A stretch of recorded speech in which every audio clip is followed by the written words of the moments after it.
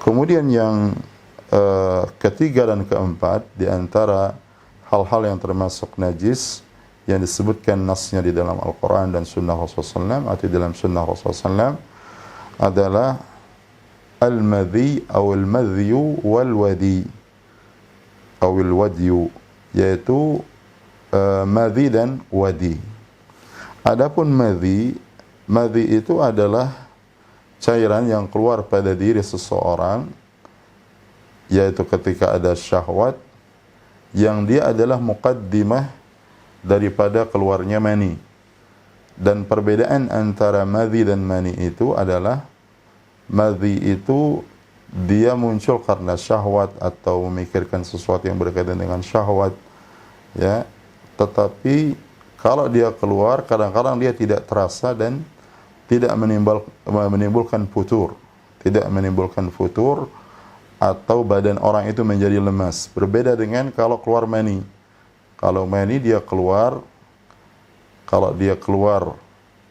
maka dia menimbulkan setelah keluarnya itu badan itu menjadi lemas. Ya, dan madhi ini adalah muqaddimah daripada keluarnya mani. Adapun sifatnya secara ain atau materi, bahwasanya madhi itu dia bening dan tipis dan berkat, artinya merekat, ya. Jadi dia merekat tipis dan dia keluar ketika terjadi syahwat. Dan madhi ini hukumnya najis berdasarkan hadis yang kita sebutkan. Demikian juga wadi. Sedangkan wadi adalah cairan yang keluar dari kemaluan seseorang, dan itu biasanya terjadi setelah kencing, dan dia warnanya putih, tidak merekat, dalam artian putih dia bening, bening atau tidak lazis, tidak dia merekat seperti madhi. Dan dia keluar biasanya setelah kencing atau ketika orang itu merasa capek dan tidak berkaitan dengan syahwat. Adapun madhi maka itu berkaitan dengan syahwat, artinya dia keluar ketika syahwat. Dan yang membedakan antara madhi dan mani itu suci. Ya, mani itu suci. Sedangkan madhi itu najis. Perbedaannya adalah bahwasanya mani itu kalau dia keluar dan dia dikatakan dia keluar itu mutadaffiq, yaitu keluar dengan muncrat, dan dia kalau keluar maka itu menyebabkan badan orang itu menjadi lemas. Ya, beda dengan madhi, maka dia kadang-kadang keluar ketika syahwat dan tidak terasa keluar pada diri seseorang, ya, dari kemaluannya. Dan madhi itu berbeda dengan mani. Mani itu tidak najis, dia suci, sedangkan madhi itu adalah najis. Kemudian yang berkaitan dengan madhi dan wadi ini, ya, disebutkan oleh para ulama berdasarkan istiqra bahwasanya orang ketika keluar madhinya, kadang-kadang dia tidak terasa keluar dan tidak disertai dengan fisik yang lemah. Dengan sebabnya berbeda dengan mani. Oleh karena itu Rasulullah SAW memerintahkan kalau keluar madhi itu seseorang itu agar dia membersihkan kemaluannya.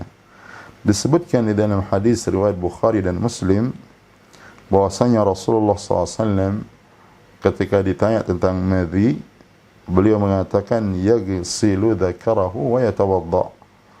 Dia membersihkan kemaluannya, artinya kalau keluar madhi, wa yatawadda, dan dia berwudu. Karena madhi itu kalau keluar, pertama madhinya itu najis, kedua itu membatalkan wudu seseorang kalau dia sebelumnya dalam keadaan berwudu. Dan hadis ini hadis Miqdad bin Al-Aswad radhiyallahu ta'ala anhu,